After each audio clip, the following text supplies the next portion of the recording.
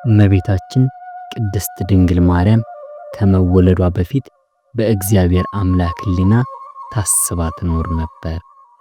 በስመ አብ ወወልድ ወመንፈስ ቅዱስ አሐዱ አምላክ አሜን።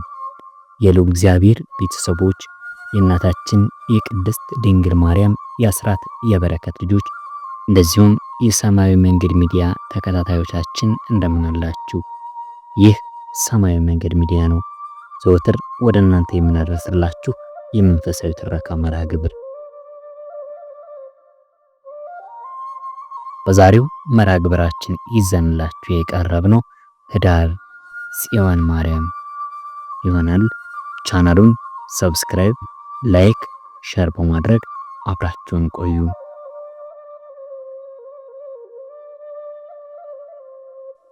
ታሪኩም እንዲህ ነው።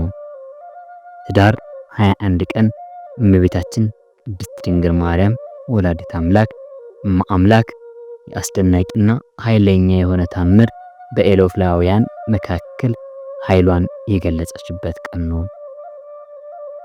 እመቤታችን ቅድስት ድንግል ማርያም ከመወለዷ በፊት በእግዚአብሔር አምላክ ሕሊና ታስባ ትኖር ነበር። ስለዚህ ከመወለዷ በፊት በስሟ ለነቢዩ ለሙሴ የቃል ኪዳንን ታቦት ሰጠውና እስራኤልን ሲያመልኩበት ቆዩ። ከዚህ በኋላ የኤሊ ልጆች አፍኒንና ፊንሐስ ካህናቶች ነበሩ። ሕገ እግዚአብሔርን ተላልፈው ሥርዓት አፍርሰው እግዚአብሔር ተቀየማቸውና በእስራኤላውያንና በኤሎፍላውያን መካከል ጦርነት ተነሳ። እስራኤልንም ኤሎፍላውያንን በረቱባቸውና ከዚህ በኋላ እስራኤል እግዚአብሔር በቃል ኪዳን ታቦት ላይ አድሮ ይረዳናል በማለት የቃል ኪዳን ታቦት ወደ ጦርነት ይዘው ለመሄድ ተነሱ። የካህኑ የኤሊ ልጆች ሁለቱ ካህናቶች ማለትም አፍኒንና ፊንሐስ የቃል ኪዳን ታቦት ወይም ታቦተ ጽዮንን ይዘው ከውጊያው ገቡ። ኤሎፍላውያንም እስራኤልን አሸነፏቸው። አፍኒንና ፊንሐስም ተገደሉ። የቃል ኪዳኗ ታቦትም ተማረከች። ታቦተ ጽዮን ወሰዷት። አገልጋዩም የነበረው ኤሊ የልጆቹን የፊንሐስንና የአፍኒንን መሞት የታቦተ ጽዮንን መማረክ በሰማ ጊዜ የ90 ዓመት ሽማግሌ ነበረ። በድንጋጤም ከተቀመጠበት ወንበር ወድቆ ተሰብሮ ሞተ።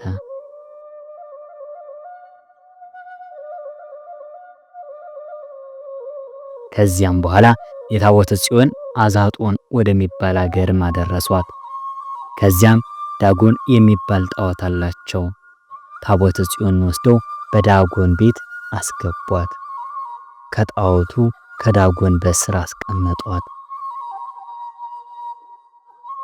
በነጋውም የጣዖቱ ካህናት በገቡ ጊዜ ጣዖቱ ዳጎን ተገልብጦ ወድቆ በስር ሆኖ ታቦተ ጽዮን በላይ ተቀመጠ አገኙት። መልሰው ዳጎንን በላይ ታቦተ ጽዮንን በስር አድርገው ትተዋት ሄዱ። ሁለተኛውም በነጋው ወደ ጣዖት ቤት በገቡ ጊዜ ዳጎን ጣዖት ተሰባብሮ ወድቆ አመድ ሆኖ አገኙት። እጅግም ደነገጡ። ሕዝቡም ነገሩ ኤሎፍላውያንን ተሰበሰቡና ታላቅ ፍርሃት ሆነ። እግዚአብሔር በአባጭ በሽታ መታቸው። ኤሎፍላውያንም የእስራኤል አምላክ በእኛ ላይ በረታ፣ አምላካቸው ብርቱ ነው፣ ግብፃውያንን በክፉ በሽታ እንዳጠፋቸው እኛንም እንዳያጠፋን ወደ ቦታው እንመለስ ተባባሉ።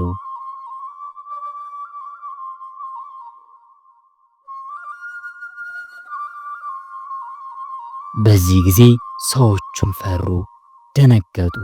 መልሰውም ወደ ኤሎፍሊ ሰደዱት። ታቦተ ጽዮንን በፍልስጤም ኤሎፍሊ 7 ወር ተቀመጠች።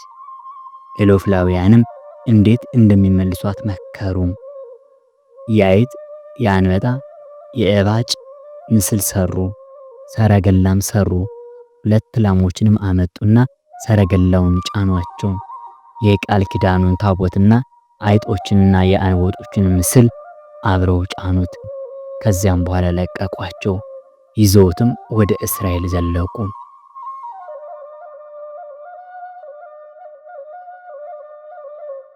የቤተ ሳሚስ ሰዎችም ስንዴ እያጨዱ ሳሉ ላሞቹ ታቦተ ጽዮን ይዘው ወደ እነርሱ ደረሱ። በደስታም ጮሁ። ሕዝቡም ተሰብስቦ ታላቅም ታናሹም ተደሰቱ። ላሞቹንም አርደው እንጨቱን ፈልጠው ለእግዚአብሔር መስዋዕት አቀረቡ። በእስራኤላውያንና በኤሎፍላውያን መካከል ከዚህ በኋላ ሰላም ሆነ።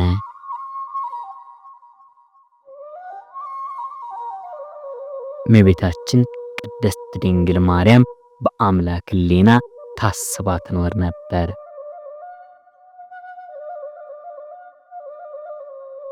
ከዚህም እናትና አባቷ ሐናና ኢያቄም በፈቃድ እግዚአብሔር ወልደው 3 ዓመት ካሳደጓት በኋላ ወደ ቤተ መቅደስ ወስደው ለሊቀ ካህናቱና ለዘካርያስ አስረከቧት። በንጽህና በድንግልና በቤተ መቅደስ ገብታ ሐርና ወርቁን እየፈተለች ለእግዚአብሔር ስታገለግል ኖራለች።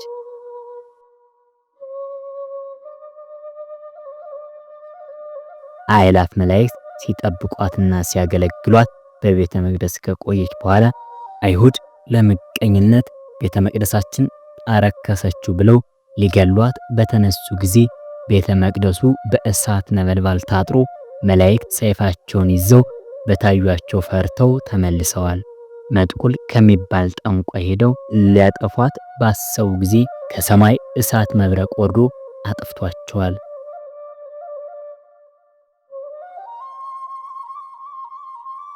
በዮሴፍ ቤት ሳለች ከዕለታት አንድ ቀን ውሃ ልትቀዳ ወረደች።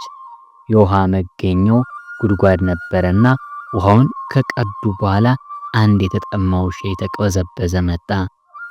እመቤታችንም በቀዳችው ውሃ በጫማዋ አድርጋ ሰጠችው። የምትቀዳበት አታገኝ፣ ጉድጓዱ ጥልቅ ነው ተባባሉና አምላክ ከእሴት ይወለዳል የሚሉት ከዚች ይሆን? እመቤታችንም ውሃ ከሰማይ እንጂ ከመሬት አይደለም አለቻቸው። ያጎደለችውንም ውሃ ሞልቶ አገኘችው። ተሸክማ ወደ ቤቷ ስትመለስ መጋቢት 29 ቀን ከመንገድ ቆይቶ ሊቀ መላእክት ቅዱስ ገብርኤል አበሰራት። ጽንሻለሽ አላት። እሷም ዘወር ብላ አየች፣ ተሰወረባት እንጂ አልታያትም። መንገዷን ቀጠለች። ደግሞም ትጸንሻለሽ አላት።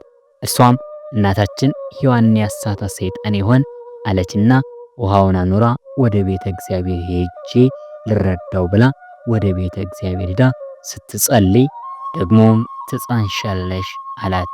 እርሷም መልአኩ እንደሆነ አወቀችና ወንድ አላውቅ እንዴት እጸንሳለሁ አለችው። እርሱም ልዑል እግዚአብሔር በማይመረመር ባህሪ ከሦስቱ አካል አንዱ በማኅፀንሽ አድሮ ካንቺ ይወለዳል አላትና እሱም የተቀመጠችበትን ወንበር አለምልሞ አሳያት።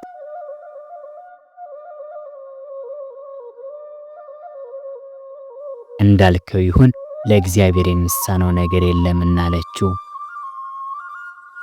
በስድስተኛው ወር መልአኩ ገብርኤል ከእግዚአብሔር ዘንድ ስሟ ናዝሬት ወደምትባል ወደ አንዲት የገሊላ ከተማ ከዳዊት ወገን ለሚሆን ዮሴፍ የሚባል ሰው ወደ ታጨችው ወደ አንዲት ድንግል ተላከ እንዳለ።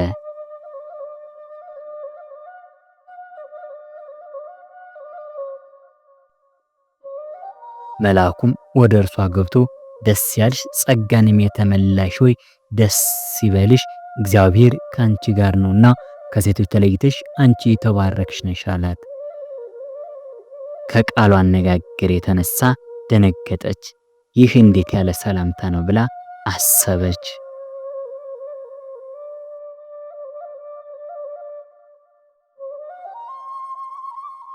መልአኩም እንዲህ አላት፣ ማርያም ሆይ በእግዚአብሔር ዘንድ ባለሟልነትን አግኝተሻልና አትፍሪ። ወንድ ልጅም ትወልጃለሽ፣ ስሙንም ኢየሱስ ትይዋለሽ።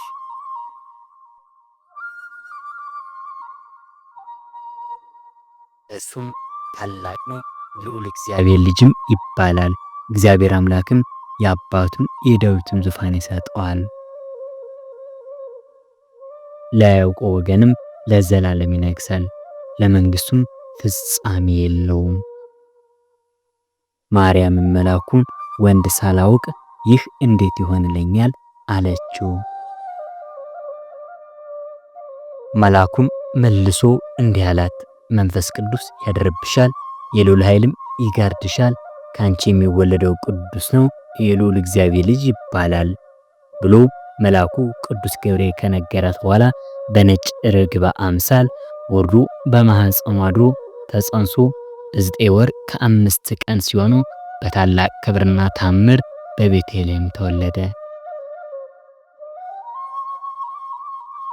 ከወለደችውም በኋላ በብዙ ስደትና እንግልት አሳደገችው። እርሱን ካሳደገችም በኋላ መላእክት በቀኝና በግራ ሳይለዩ ሲያገለግሏት ሲጠብቋት ኖረዋል። ጌታችን ከመውለዷ በፊት ነቢያት ትንቢት ተናግረዋል። ዳዊት ትንቢትን ተናግሮላታል። ሐዋርያት ሰብከውላታል። ሰማዕታት መስክረውላታል። ጻድቃን በጸሎታቸው ተማጽነውባታል። መላእክትም በሰማያት ሲያመሰግኗት ይኖራሉ። ከዚህም በኋላ ግንቦት 1 ቀን ልደቷን፣ ጥር 21 ቀን ዕረፍቷን፣ ነሐሴ 16 ቀን ትንሣኤዋን፣ ዕርገቷን እንመለከታለን። ለእግዚአብሔር ምስጋና ይሁን። የእናታችን የቅድስት ድንግል ማርያም ረድኤት በረከትና አማላጅነት ከሁላችን ጋር ይሁን። ጾሙን በሰላም አስጀምሮ በሰላም ያስፈጽመን። በያለንበት ሰላም እግዚአብሔር አይለየን። ወስብሐት ለእግዚአብሔር ወለወላዲቱ ድንግል ወለመስቀሉ ክቡር። ይቆየን።